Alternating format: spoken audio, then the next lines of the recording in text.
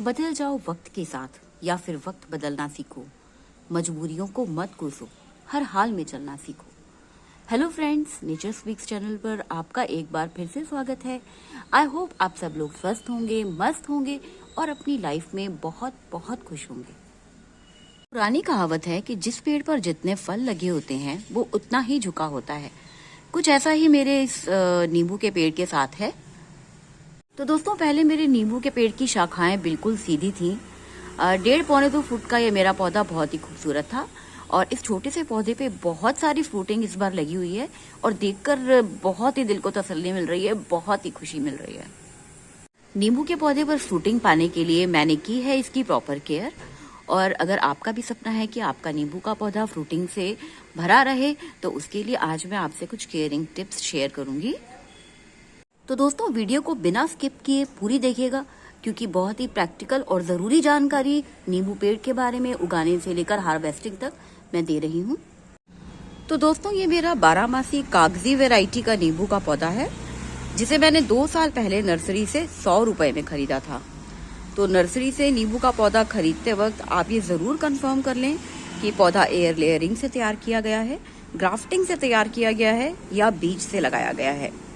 Grafting और air layering से तैयार किया गया नींबू के पौधे में फ्रूटिंग पहले साल से ही होने लगती है, जबकि बीज से लगाया गया नींबू का पौधा 3 या 4 साल के बाद ही फ्रूटिंग देना शुरू करता है। मेरा यह नींबू का पौधा ग्राफ्टेड प्लांट है। तो पिछले साल ये पौधा बहुत छोटा और पतला था, तो भी इसमें 10-12 नींबू आए हुए थे। वैसे एडवाइजेबल ये होता है कि फर्स्ट ईयर में नींबू से नींबू ना लिए जाएं, फ्रूटिंग ना ली जाए। प्लांट की हाइट थोड़ी थोड़ी बढ़ती जाती है और गमले में ही ये कम से कम 4-4.5 फीट तक चला जाता है। तो जैसे जैसे नींबू प्लांट की हाइट बढ़ती है उसमें फ्रूटिंग की संख्या भी बढ़ती जाती है। अगर आपने उसकी प्रॉपर केयर की है, प्रॉपर खाद दे रखी है तो फ्रूटिंग डेफिनेटली ज्यादा से ज्यादा आगे आगे आती चली जाएगी। तो दोस्तों, कागजी नींबू की ना ये एक बहुत अच्छी बात है कि इसमें फ्लावरिंग और फ्रूटिंग ना एक साथ आते रहते हैं। ये कागजी नींबू का जो पौधा है ना, इसमें फ्रूटिंग हद से ज़्यादा आती है। तो आपको अगर नर्सरी से लेना हो ना तो आप माली को कागजी नींबू बोलकर ही लेना, क्योंकि आप स्पेसिफिकली बताओगे तभी वो आपको कागजी नींबू दिखाएगा, नहीं तो वो और बाकी नींबू के पौधे भी आपको दिखाता रहेगा। तो आप देखो कि मेरे इस पौधे पर ना हर टहनी पर बहुत सारे नींबू आ रहे हैं, इतने सारे आ रहे हैं, नीचे नीचे झुके हुए हैं ना, तो मेरे को अब इसको टहनियों को उठा के दिखाना पड़ रहा है। तो इसमें भी देखो ये एक टहनी जा रही है, इसी में काफ़ी सारे नींबू एक साथ लगे हुए हैं, बीच में भी ये एक नींबू लगा हुआ है। अच्छा, एक ही मेरी लंबी सी टहनी है और मैं यही सोचती थी कि इतनी लंबी टहनी है और उस पर एक भी नींबू नहीं है, तो मुझे बड़ा गुस्सा आता था। लेकिन अभी मैंने थोड़े दिन पहले देखा कि आप देखो इसके ऊपर भी ना हरे हरे छोटे छोटे नींबू आ गए हैं, आपको दिख रहे हैं, ये रहा ऊपर भी है। और इसी में कम से कम इसी टहनी पर 5-6 नींबू लगे हुए हैं। तो बस ये देखकर ना मुझे बड़ी खुशी हुई कि नींबू के इस कागजी नींबू के पौधे की हर टहनी पर बहुत से नींबू आ रहे हैं। और मैं कुल मिला के बताऊं, इसे मैंने अभी काउंट किए, इसमें कम से कम छोटे से पौधे में ही 40 नींबू आ रहे हैं। है ना कमाल की बात। नींबू प्लांट को 18 से 20 इंच के गमले में लगाना चाहिए। मेरा ये नींबू प्लांट 18 इंच के गमले में लगा हुआ है। तो दोस्तों, अब बात कर लेते हैं नींबू प्लांट के लिए एक आइडियल पॉटिंग सॉइल की। नींबू प्लांट के लिए एक अच्छी पॉटिंग सॉइल अगर आप तैयार करना चाहते हैं तो 40% गार्डन सॉइल, 40% ही वर्मी कंपोस्ट लीजिए और 20% उसमें आप नीम खली मिला लीजिए। नीम खली से उसकी जड़ें स्ट्रेंथन रहेंगी और उनकी जड़ों में कीड़ा लगने का डर भी खत्म हो जाएगा। इस तरह की पॉटिंग सॉइल में लगाने के बाद नींबू प्लांट के अंदर 1 महीने के अंदर अंदर ही फ्लावरिंग आनी शुरू हो जाती है। और फ्लावरिंग आने के बाद शुरू होती है नींबू प्लांट की स्पेशल केयर। दोस्तों, बहुत से लोगों की शिकायत होती है कि नींबू प्लांट पर फ्लावरिंग आने के बाद फ्लावरिंग झड़ जाती है और नींबू छोटे छोटे आने के बाद नींबू भी टूट टूट कर गिरने लगते हैं। तो इन्हीं सब बातों का हल आज मैं आपको इस वीडियो में देने जा रही हूँ। तो दोस्तों, प्लांट की स्पेशल केयर के लिए मैंने बराबर मात्रा में लिया है वर्मी कंपोस्ट और बोन मील, और साथ ही लिए हैं मुट्ठी भर सीवीड ग्रैनुअल्स।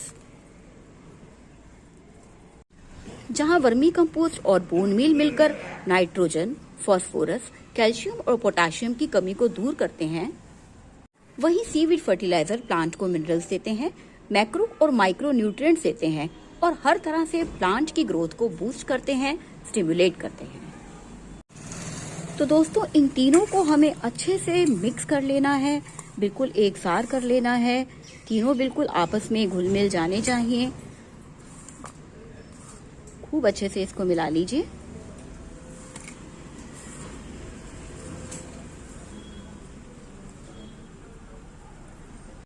तो बन चुका है नींबू प्लांट के लिए एक जबरदस्त स्ट्रॉन्ग फर्टिलाइजर। जी हाँ दोस्तों, ये फर्टिलाइजर आपका कई महीनों चल जाएगा।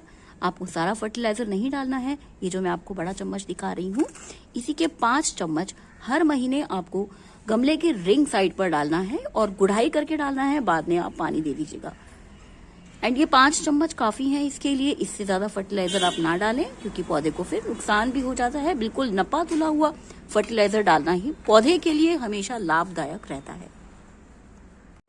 दोस्तों नींबू प्लांट से एक बार हार्वेस्टिंग लेने के बाद आप इसकी सॉफ्ट प्रूनिंग कर सकते हैं। याद रखिए, नींबू प्लांट की हार्ड प्रूनिंग कभी नहीं करनी चाहिए क्योंकि इस प्लांट को हार्ड प्रूनिंग बिल्कुल पसंद नहीं है। हो सकता है कि आपका पौधा स्ट्रेस में भी चला जाए हार्ड प्रूनिंग करने के बाद। प्लांट पर फ्रूटिंग शुरू हो जाने के बाद आप उस पर ओवर वाटरिंग भी ना करें। दोस्तों नींबू प्लांट पर अगर कीड़ा लग गया है तो आप 2 ढक्कन नीम ऑयल डालकर आप 1 लीटर पानी में पत्तियों पर उसका स्प्रे भी कर सकते हैं।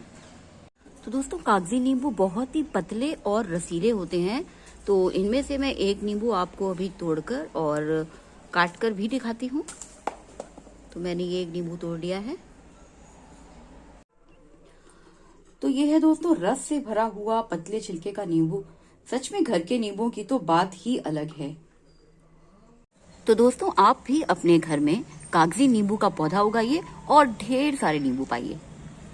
तो दोस्तों वीडियो में दी गई जानकारी अगर आपको पसंद आई हो तो वीडियो को लाइक कीजिए, शेयर कीजिए और चैनल को जरूर सब्सक्राइब कीजिए। थैंक यू दोस्तों, थैंक यू सो मच।